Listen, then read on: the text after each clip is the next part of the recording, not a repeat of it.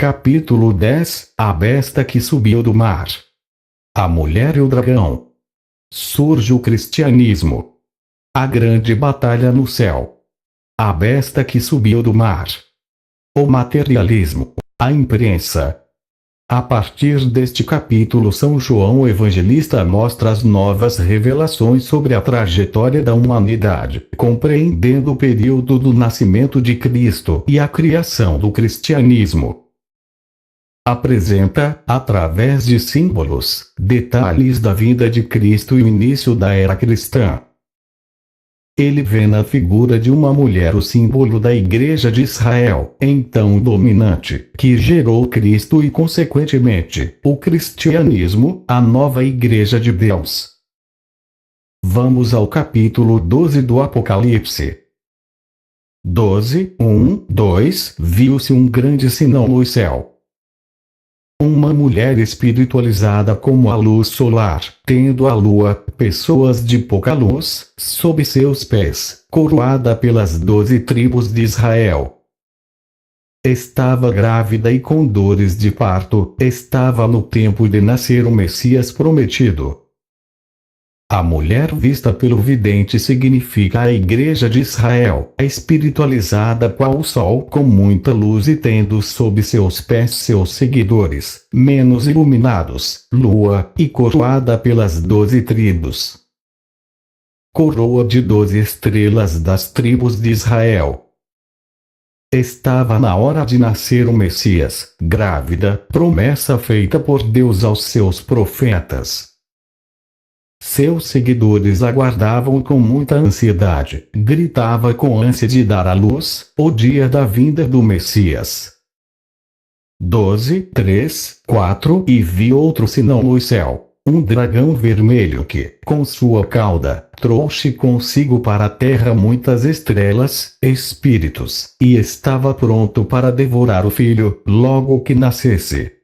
O dragão vermelho, figura de Satanás, é o tentador às coisas materiais, aos dotes do materialismo que leva a humanidade à perdição. Vermelho porque surge para lutar ou guerrear. Com a sua cauda, sinônimo de ideias ocultas, lançou espíritos, estrelas, malignos sobre a terra para ajudá-lo na luta contra o bem. E o dragão, a tentação, também aguardava o nascimento do Messias para destruí-lo, para tentá-lo com ideias materialistas e mundanas, e desta forma devorá-lo. 12, 5, 6 E a mulher, Igreja hebraica, deu à luz um filho, Jesus, que no futuro haverá de reger todas as nações do mundo e foi levado para o céu, ressuscitado. E a mulher fugiu para o deserto, para a clandestinidade, onde permanecerá por muitos anos. Esta visão confirma que Cristo será, no futuro, um grande líder mundial cuja igreja irá revolucionar a humanidade e vai comandá-la com muita exigência e rigor. Ele venceu as tentações da matéria e foi arrebatado para o céu, ressuscitado. A Igreja, depois da morte de Cristo, viverá na clandestinidade, afastada para o deserto, e assim ficará por longo tempo. A grande batalha no céu. Na próxima visão, o profeta procura mostrar a grande transformação no sentido espiritual que houve após a vida terrena de Cristo. Marca o início de uma nova concepção de pecado, um novo conceito de salvação, a instituição da vida eterna, enfim, o início do cristianismo. Até aquele momento a humanidade vivia sob o jugo da lei dos 10 mandamentos instituído por Moisés. Havia a crença de que nasceria um Messias com poderes para derrotar o demônio, o mal, e salvaria o povo de Deus. Mas para tanto seria necessário que o Messias saísse vencedor, ou seja, teria de viver sem pecar, e ser imolado como um cordeiro. Uma espécie de sacrifício humano. Este episódio foi visto pelo profeta como a luta entre as forças do bem que operavam no universo espiritual, em Jesus, Miguel e seus anjos, contra as forças do mal lideradas por Satanás e seus anjos. Uma passagem da vida de Cristo quando ele viveu 40 dias no deserto, preparando-se para a missão messiânica, quando Satanás tentou por 3 vezes seduzi-lo a um materialismo, oferecendo-lhe poderes sobre as nações do mundo. Felizmente o bem venceu. 12, 7, 9 E houve batalha no mundo espiritual, no céu. As forças do bem, Miguel e seus anjos, batalharam contra as forças do mal, Satanás e seus anjos, que foi derrotada com a vitória de Cristo contra as tentações do materialismo. Satanás não prevaleceu e foi precipitado à terra juntamente com seus anjos. Temos aí a visão mística da luta entre Miguel e Satanás, simbolizando as tentações vividas por Jesus, que estando na terra como homem, foi tentado como todos nós, a aderir às coisas materiais. Na visão São João vê a exclusão, a expulsão do demônio e seus anjos do céu, significando que as tentações ou pecados anteriormente existentes não mais prevalecerão. E a lei, os 10 mandamentos, até então regra absoluta, perdera sua abrangência, porque um novo acordo foi efetivado entre Deus e os homens, através do sacrifício de Jesus Cristo. Os 10 mandamentos foram substituídos por um só: amar ao próximo como a si mesmo. O significado desta batalha entre o bem, Miguel, e o mal, Satanás, é de valor muito profundo na visão mística. Significa, entre outras coisas, que todo o mal será banido da terra quando a humanidade usar seu poder mental no sentido do bem, ou seja, quando a máxima cristã for devidamente praticada. 12, 10 Agora chegou a possibilidade de salvação, e a força que levará a humanidade ao reino de Deus no poder do seu Cristo. Porque o acusador foi derrubado, aquele que diante de Deus acusava os pecadores permanentemente. 12, 12 E eles, os que vivem na terra, vencerão o pecado, a tentação, pelo sangue do Cordeiro, pela imolação de Jesus, e pela palavra do seu testemunho, pelos seus ensinamentos, e não adorarão a vida material, não amarão suas vidas até a morte. E todo o céu deve alegrar-se. Ai dos que moram na terra, pois o diabo ali estará com grande ira, sabendo que tem pouco tempo.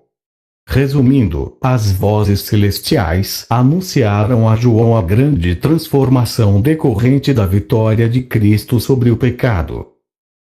Com sua vinda e glória a humanidade ganhou um novo acordo com Deus, um novo testamento. Com esse novo pacto o diabo foi expulso do céu, ou seja, dispensado do seu papel de acusador das almas que não cumpriam fielmente as leis regulamentadas por Moisés. Com a vitória de Cristo, os 10 mandamentos foram abolidos para os seguidores de Cristo, e, com isto, o acusador perdeu seu posto e poder. Cristo foi um místico que ensinou aos discípulos uma nova maneira de alcançar a evolução e, por conseguinte, a salvação. E com isto o diabo perdeu a sua majestade. Simbolicamente, Satanás foi expulso do céu e lançado na terra, onde iludirá a humanidade aos ideais materialistas, mas já tem pouco tempo para isto. 12, 17 E quando o diabo viu-se por terra pela ação de Cristo, procurou perseguir a Igreja de Deus, mulher, mas foi dado a ela 2 asas de águia. A Igreja de Deus passou a ter 2 segmentos, aqui simbolizados pelas 2 asas, que representam a Igreja judaica e a cristã. Esta teve de sobreviver no deserto por um certo tempo. E a serpente, tentações do materialismo, lançou um rio de águas, perseguição, contra a mulher, igreja, para eliminá-la. Mas esta sobreviveu e o diabo, dragão, começou a lutar contra o que restou, restos da sua semente, da igreja hebraica, os que guardam os mandamentos, e da sua descendente, a de Cristo, os que testemunham Jesus. O profeta mostra de que forma o diabo passou a agir após a sua simbólica exclusão do céu. Primeiramente tentou derrubar a igreja cristã recentemente criada pelos apóstolos, lançou um rio de águas. Os cristãos foram perseguidos e sacrificados em massa, mas, não conseguindo eliminá-la, passou a perseguir os seus seguidores, o que sobrou da semente. Em resumo, as visões comprovam a grande transformação resultante da vinda de Jesus ao mundo. Houve grandes mudanças na Terra. O grande poder místico de Jesus nos legou uma nova concepção de vida espiritual. Segundo as narrações bíblicas, o homem vivia nos primórdios da humanidade, Adão e Eva, sem conhecer o bem e o mal, sem usar seu poder mental para discernir entre o certo e o errado. Vivia deslumbrante, feliz, satisfeito, pois não havia nenhuma força mental negativa que pudesse prejudicá-lo. Contam as escrituras que, motivado pela curiosidade feminina, Eva foi tentado pela serpente, Satanás, a conhecer o bem e o mal, árvore do bem e do mal. Satisfeita a sua curiosidade, o homem conheceu os dois lados, o bem, de Deus, e o mal, do diabo, isto é, adquiriu a liberdade de usar o seu poder mental para o bem, virtudes, ou para o mal, coisas materiais. Simbolicamente quer dizer que o homem descobriu que possuía o livre-arbítrio de usar o seu poder mental para o bem ou para o mal. Passou a ser influenciado por essas duas poderosas forças geradas por sua mente. O bem, pensamentos positivos virtuosos, e o mal, pensamentos negativos materialistas. Por isto, na visão mística acima, o demônio, símbolo da força do mal, aparece ao lado de Deus, símbolo da força do bem, como se reinassem conjuntamente o universo espiritual. Sendo o homem influenciado por essas duas poderosas forças, sua tendência materialista sobrepujou a tendência espiritualista e, consequentemente, o mal passou a predominar e começou o período da decadência humana, e a humanidade regrediu do paraíso em que vivia, às condições do homem das cavernas. Guerra, fome, peste e morte pelas alimárias foram sofrimentos criados pelo poder mental negativo do ser humano, como vimos na mensagem sob o título Os Cavaleiros do Apocalipse. Surgiram então os avatares ou salvadores da humanidade, cuja missão era ensinar os homens a recuperar o seu poder mental positivo. Dentre eles destacamos Jacó e Moisés. Cada um deles contribuiu um pouco para melhorar o nível geral da humanidade no sentido positivo. Criaram igrejas, cultos e orações e divulgaram as virtudes. Esses místicos previram em suas profecias que haveria de nascer um Messias com poderes de salvar a humanidade, ou seja, do jugo da lei. Seus seguidores alimentaram tal esperança por muitos anos. Veio Cristo com poderes místicos acima dos anteriores. Cristo representou a expulsão do diabo do céu porque ele descobriu, com seu alto poder místico, a fórmula de garantir a evolução a qualquer pessoa que a desejar, bastando, para tanto, seguir esta única regra: amar ao teu próximo como a ti mesmo. É necessário, porém, interpretar esta regra dentro da linguagem mística. Amar ao teu próximo não significa apenas amar e beneficiar os familiares e aos amigos mais próximos. Precisa, de fato, que se ame todas as pessoas que se aproximarem de nós, dando a elas todo o carinho e dividindo com elas tudo o que temos, doando, não só um dízimo, 10%, mas tudo o que possuirmos, em favor da comunidade cristã. Esta foi a norma estabelecida na fundação da Igreja Cristã, assunto já abordado sob o título A Verdadeira Igreja de Cristo. Verifique. Devemos lembrar que Cristo não foi religioso no sentido literal. Não foi membro ativo da religião judaica, então oficial e predominante. Cristo foi um grande místico e não fundou seita alguma. Pregou um sistema de vida inconfundível, místico, onde os seguidores têm que afastar-se do materialismo para viverem em comunidades espiritualizadas, nivelados economicamente, e quem aderir deve trazer todos os seus bens materiais para proveito comum. Foi assim que viveram os cristãos nos primórdios do cristianismo. A besta que subiu do mar, o materialismo, a imprensa. No capítulo 13, São João tem uma visão do mal que representa o materialismo para os homens e mostra sua evolução no transcurso da humanidade, quando transforma-se num bestial sistema de vida. 13:1-2 Do mar vi subir uma besta que tinha 7 cabeças, 10 chifres com 10 diademas e sobre as cabeças um nome significativo. Sua ferocidade semelhante à do leopardo, com pés de urso e boca de leão. E Satanás deu-lhe seu trono, sua força e grande poder. Ele define este mal como uma horrível besta cujo nome, de blasfêmia, estava escrito sobre sua cabeça. Examinando os símbolos, e relacionando a besta com um sistema ou comportamento de vida, poderemos compará-la ao materialismo, paixão pelos bens materiais, que intensificou-se até atingir as proporções da bestialidade. Por isto vamos chamá-la de materialismo. As 7 cabeças podem representar 7 grandes inteligências, ideologias, materialistas da antiguidade, tais como as dos impérios babilônico, romano, turco, etc.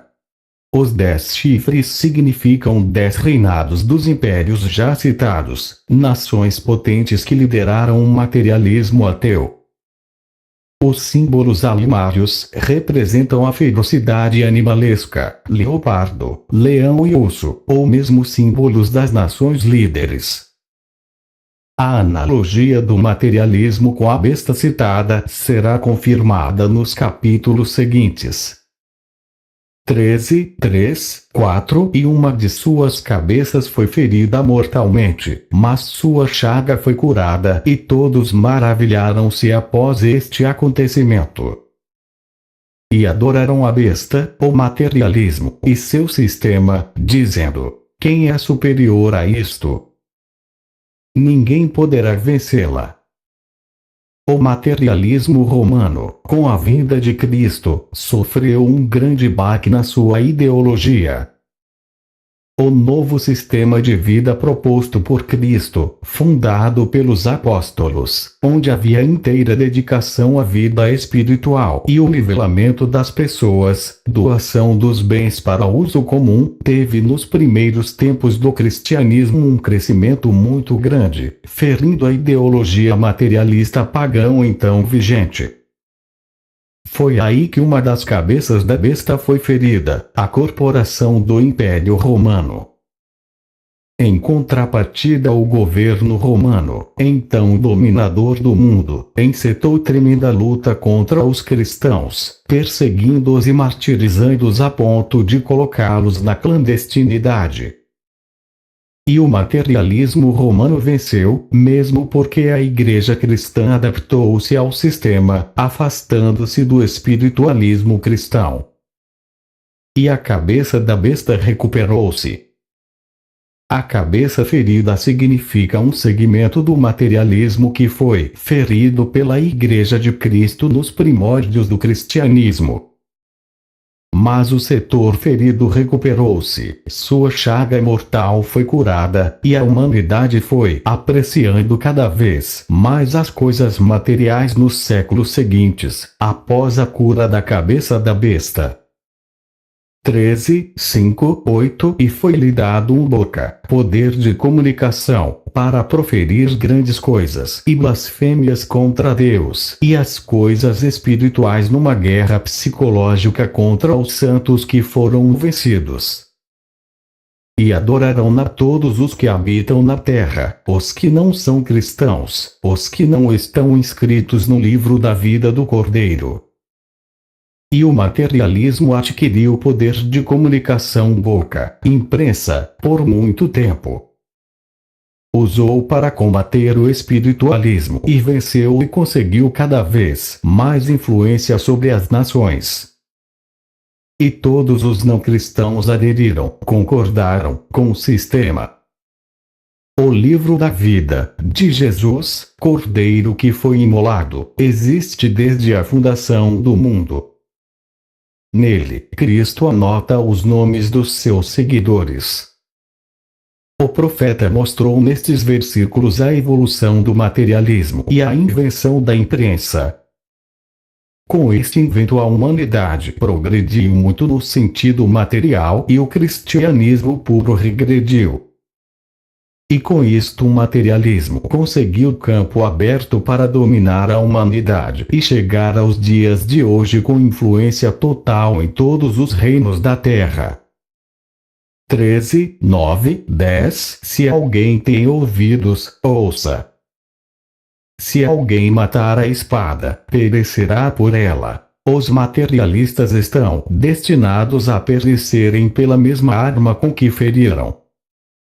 Isto é uma promessa de fé dos santos. Esta é uma mensagem profética. O materialismo, e todos os ismos de suas cabeças, será combatido e vencido pela mesma arma que o fez subir, a imprensa. Também significa que os sofrimentos recebidos pelos justos, os pobres, os que padecem no materialismo serão devolvidos aos materialistas do futuro, quando da implantação do novo regime do terceiro milênio, que ocasionará a queda do sistema. No entanto, o número 666 é o número da besta, conforme o capítulo 13:18 ao lado. Calcule o número da besta, bem como do capítulo 13:17, ou o número do seu nome. Talvez o problema de tradução tenha propiciado esta interpretação para alguns. Mas, o sentido místico deste capítulo é o seguinte. Aquele que tem entendimento calcule o número da besta, e o seu número é 666. Porque é o número que veio de um homem da ciência materialista. Está claro que o profeta desafia o leitor a calcular, ou seja, a descobrir o sentido do número da besta que foi algo criado pelo homem. Besta significa na linguagem mística, um sistema de vida puramente materialista, sistema bestial, desumano, tal qual o que vivemos hoje. Então podemos relacionar o número 666 a algo pertencente aos sistemas materialistas consumistas dos nossos dias.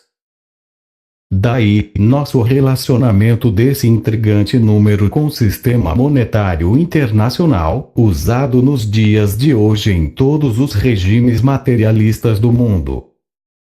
Depois aparece a figura da segunda besta, a ciência, que fortalece a primeira, materialismo, e faz prodígios perante o homem, faz fogo descer do céu.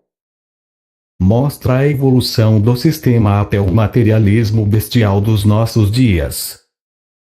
O novo regime deverá surgir lentamente, isto é, alguns terão a mesma ideia desse novo regime em lugares diferentes e ao mesmo tempo, conforme está profetizado.